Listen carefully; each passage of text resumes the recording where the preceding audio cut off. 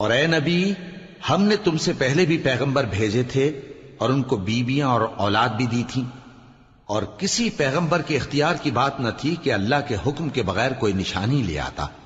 ہر حکم قضا کتاب میں لکھا ہوا ہے۔ اللہ جس چیز کو چاہتا ہے مٹا دیتا ہے اور جس کو چاہتا ہے باقی رکھتا ہے، اور اسی کے پاس اصل کتاب ہے۔ اور اگر ہم کوئی عذاب جس کا ان لوگوں سے وعدہ کرتے ہیں تمہیں دکھائیں، یعنی تمہارے روبرو ان پر نازل کریں، یا تمہاری مدت حیات پوری کر دیں، یعنی تمہارے انتقال کے بعد عذاب بھیجیں، تو تمہارا کام ہمارے احکام کا پہنچا دینا ہے اور ہمارا کام حساب لینا ہے۔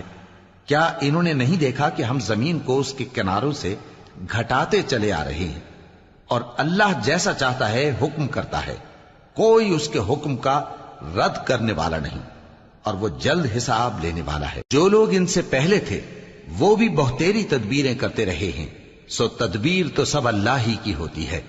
ہر شخص جو کچھ کر رہا ہے اللہ اسے جانتا ہے، اور کافر جلد معلوم کر لیں گے کہ آخرت میں اچھا انجام کس کے لیے ہوتا ہے۔